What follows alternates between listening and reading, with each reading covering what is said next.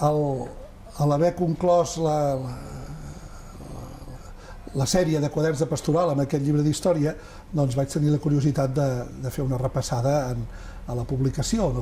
I hi ha un primer número que va ser, de fet, com una prèvia, que no va tenir continuïtat, que és molt curiós d'observar, que és del març del 1966. Això és, el Concili Vaticà II havia acabat el 8 de desembre del 1965, feia menys de 3 mesos, i aquesta inquietud es plasmava en la revista Presbyterium, que després va ser el primer nom de quaderns de pastoral, després va quedar quaderns.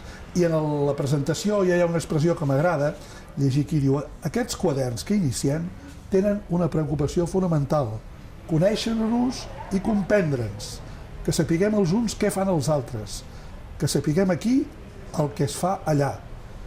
D'aquí la importància que voldríem donar a tot el que fossin experiències per damunt de les consideracions o de les idees.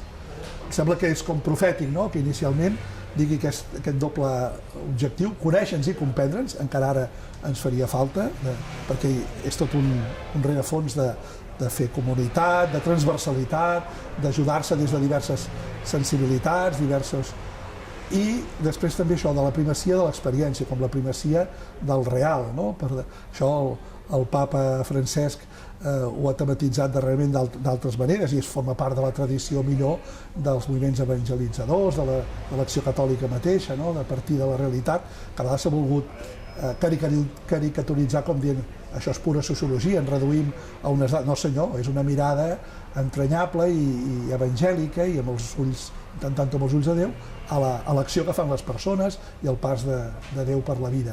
Crec que tot el treball del CEP, Centres Pastorals i de Quaderns, ha estat molt això, no? Voler conèixer